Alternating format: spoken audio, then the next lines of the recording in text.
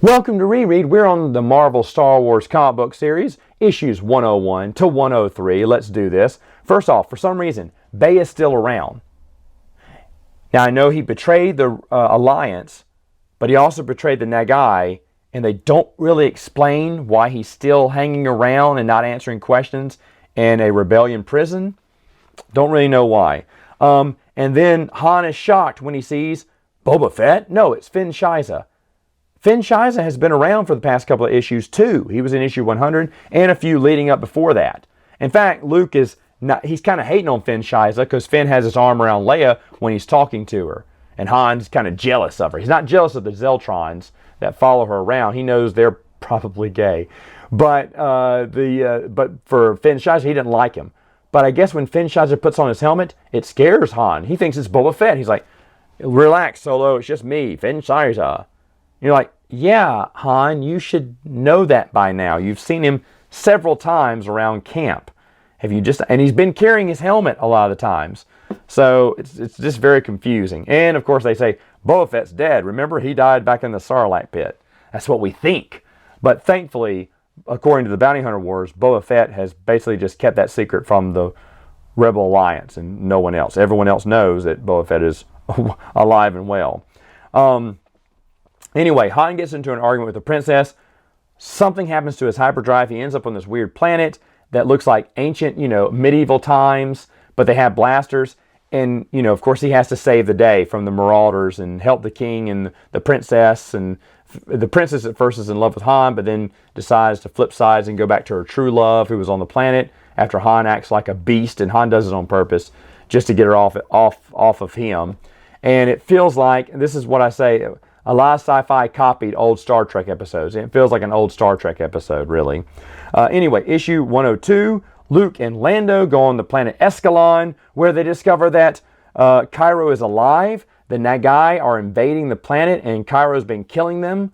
But then he kills them and then swims away, and they're like, oh no, where are you going? And when they finally get him to talk to them, because he's always swimming away whenever he sees them, or running away, he goes, yes, I survived.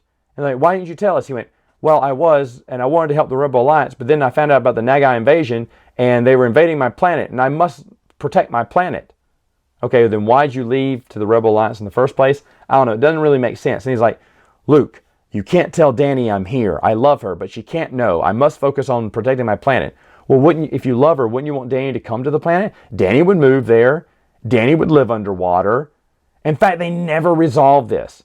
Dani never realizes that Cairo is alive. It's kind of messed up. True. The series kind of ended on Mary Jo Duffy before she could resolve that. I'm sure she would have later on. But it's kind of mean when you think about it. But Luke agrees to keep it the secret, and so does Lando. But they never resolve that between Cairo and Dani, which I felt was kind of crazy. And then, of course, issue 103, Princess Leia and her 4 Zeltron companions. They find an injured Nagai. They nurse him back to health. He tries to, fight him at first, and then he's too weak. They heal his wound. They feed him. They release him.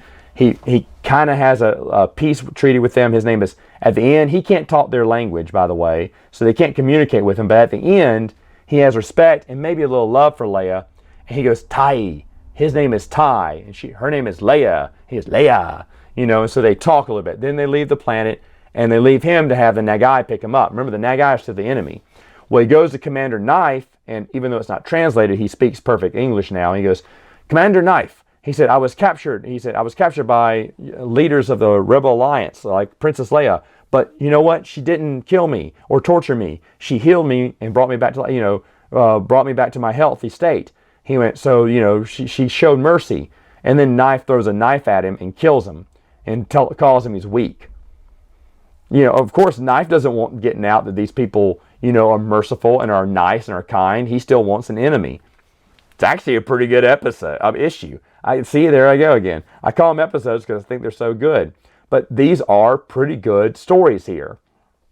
I really think they're awesome. That whole story, it's after the battle is when they find him. He's like the lone Nagai. There are some other ones, a search party looking for him, but they kind of hide out there. And it's a little bit of a slow burn, but at the end it has something that pays off. So I still am impressed with all of these. I just wish that Mary Jo Duffy would have not forgotten about Cairo and Danny, because that's just messed up. All right, folks. I'll see you next time.